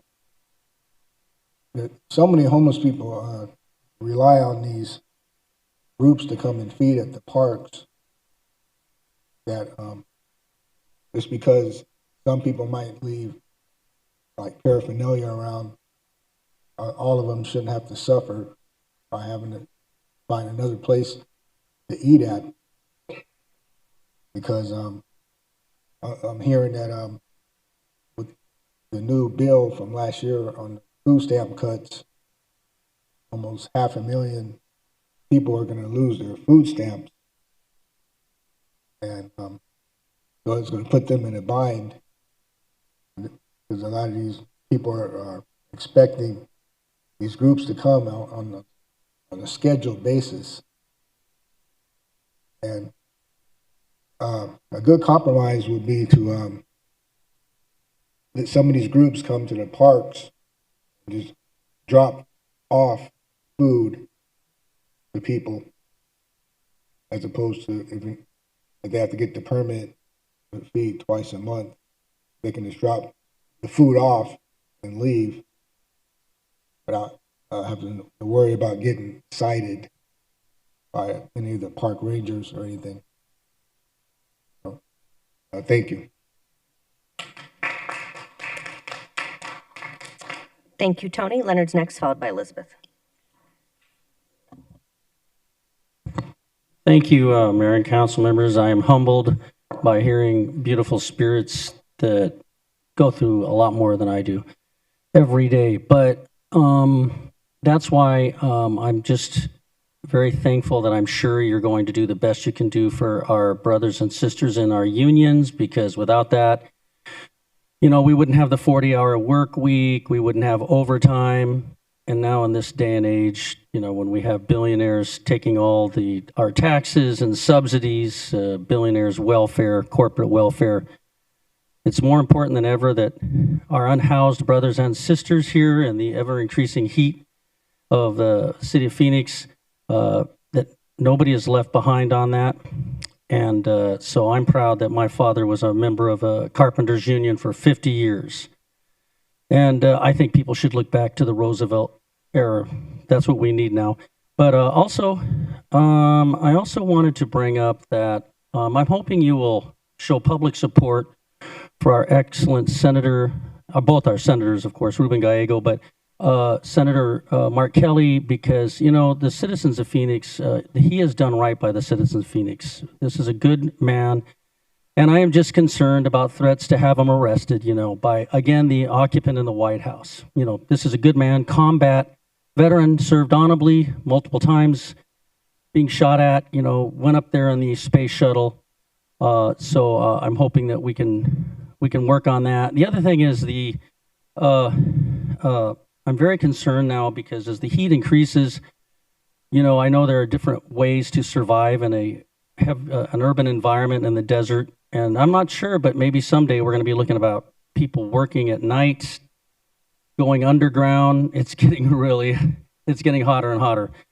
And then also, even though I disagreed with him politically, he was nice enough to meet with me, but he lived here in Phoenix for a time, I believe, and that's the late Senator McCain.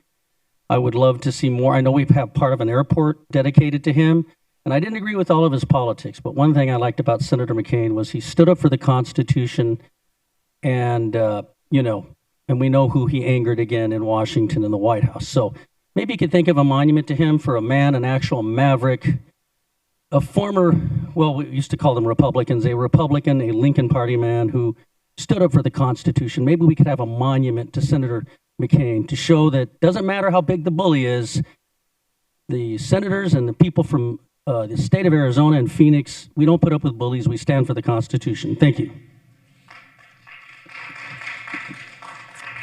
Thank you. Elizabeth is next, followed by Randy.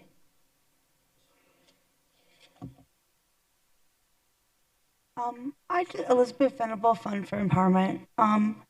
I just want to echo some of the concerns that some of the people in my group have. The first would be about the black mold. I mean, you can't just get that out through cleaning. It grows into the walls. I would highly encourage you to look into that black mold in the shower situation. We have photographs, and they're pretty graphic. And it's not just it's in the ceilings. It's sort of permanently embedded into there as a structure, and it's dangerous, especially for immunocompromised individuals. And I don't know if that counts as something under the ADA, but it might, also health code. And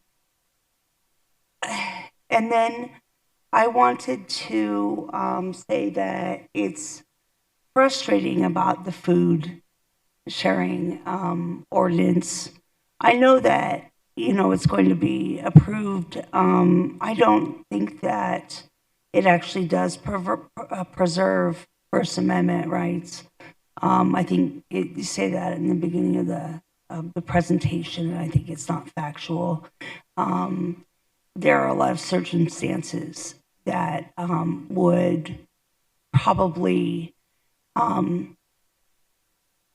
make it so it's unenforceable, but whether or not those are respected, such as if it was a protest, such as if it was a gathering for people that qualified for access. Are we allowed to have gatherings for people that qualify for access and have food at them? Am I allowed to make questions without requests for information without submitting in paper? Do I have to? Because that's my question. Are we allowed to have gatherings of access patients? Period. Right? Or is it really about giving out trash, or is it about not wanting to have certain groups of people in the parks? And it's unfortunate. The people that serve other people in the parks, they won't necessarily go away, but it's sad to me that they're going to face a potential misdemeanor because somebody applied for a permit form prior and they had no idea about a permitting process and probably couldn't afford insurance anyways. A group like ours could potentially afford insurance, but most of these informal food sharing sessions couldn't. And really it does infringe on their religious and First Amendment rights.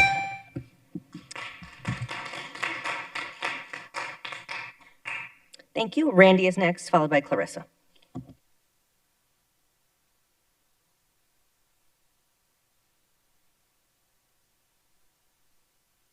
Thank you, Mayor, Vice Mayor, City Council. I appreciate your time to listen to me on an issue that's been ongoing with the SOS Keys to Change. The black mold has been continuous, as I said, and it's becoming a health issue. I myself, who lives in the SOS itself, have actually gotten sick and things from the black mold itself, gone to the hospital itself. The other issue that's going on with the black mold is that it's not getting cleaned the way it's supposed to be with any type of what is called cleanser or solvents or anything like that to actually get rid of it. Okay. The second issue, I think, is with what's going on with the bathrooms that are over there. They're continuously flooding. Okay, so that's another health issue that's going on because you got urine and possibly feces that's going on inside there. So it's another issue that people are also getting sick from as well. The third and final thing is the dog pen that they have over there. Okay, underneath the tarp, for the animals to go bathroom and urine and that, or whichever it may be, it's not properly being cleaned or things with any type of solvent or that. And when they clean, They're using just the hose itself or things, and it's getting washed out into the parking lot itself or things, not just into the sewer drain itself. Okay, and the final one is that when they did a cleaning, supposedly a cleaning underneath the tarps where the tents are, all they did was just mark the areas where the tents are supposed to go and just went over it with some sort of vacuum or something like that without lifting the tarp and cleaning underneath it. That's another health issue itself. I don't know how it can be addressed or anything like that, how imperative that a person's health does matter over there, but it's a very serious thing, and people are getting sick over there. It needs to be addressed. Thank you very much for your time. Thank you.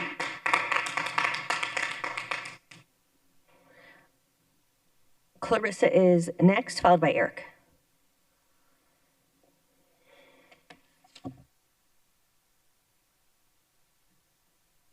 Good afternoon, Mayor, Council. I stay at the SOS shelter, and this is my first time being homeless. And I see a lot of things going on out there. The food is not good for any of us that live there, and I think it needs to be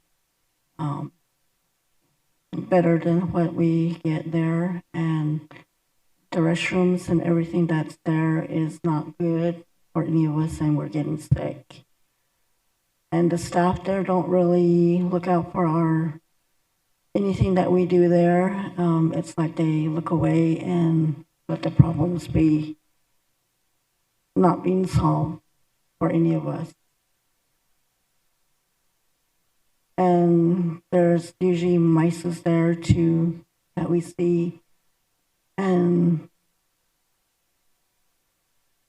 some of you need to go over there and see for yourself with your own eyes. All I can say. Thank you. Thank you. Eric is next, followed by Eric is next. Oh, okay, Eric is unable to testify. Sue is next.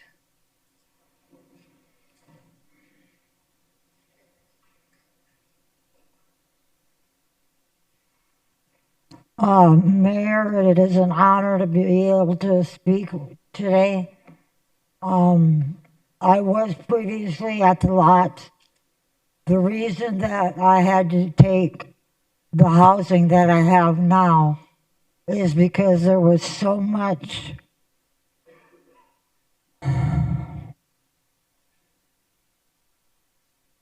unfairness to us. We would have to be out of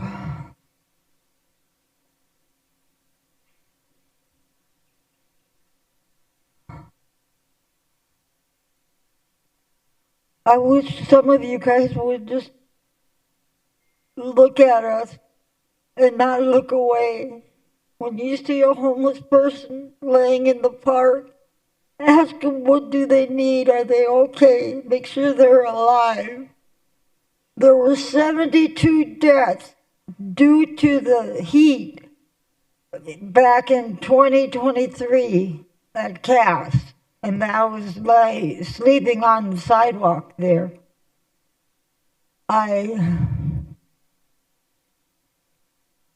It's just really sad. It really is. The parks, people want to go there to eat. They say there has to be, what do you call that? A permit to be in the parks to serve food. Well, what if there's a graduation, a confirmation, a birthday, or something that is very special? Do they have to have permits? No. So it's not fair for us to have permits to serve food in the park. With that, I close. Thank you. Our final speaker will be Stuart Tanner.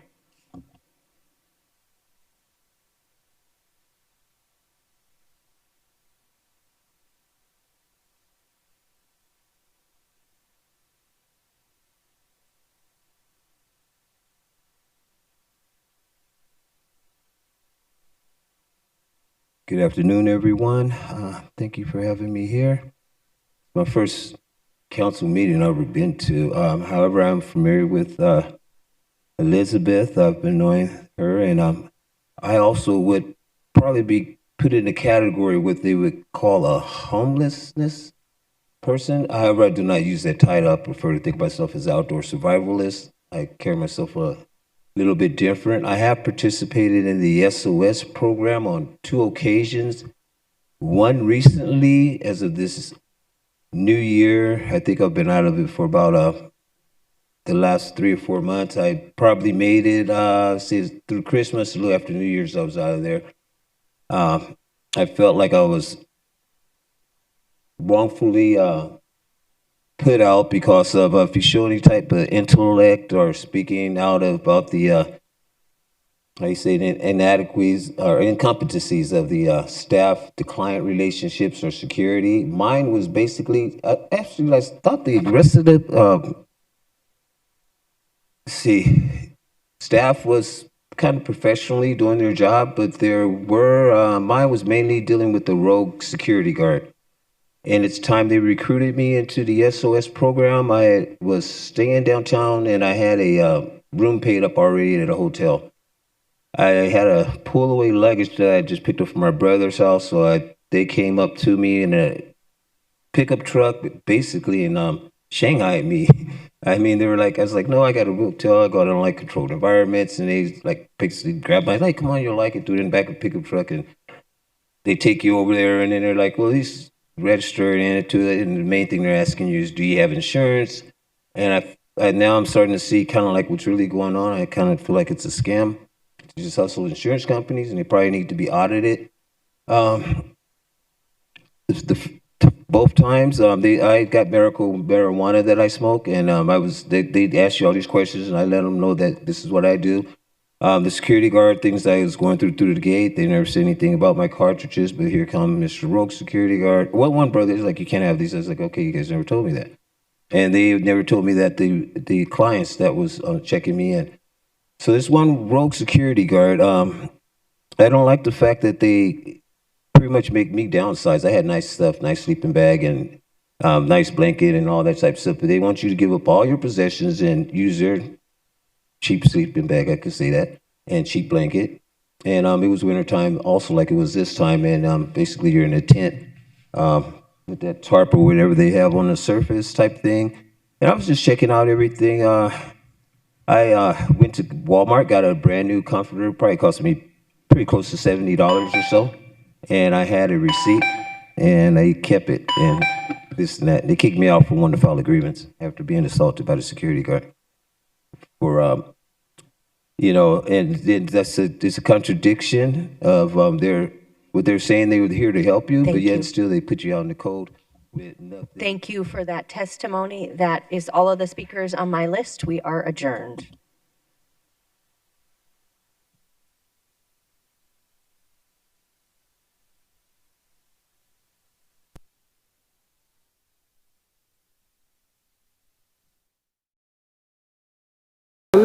To non-emergency medical care through telemedicine. So we are not going to be an emergency facility, but for non-emergency care.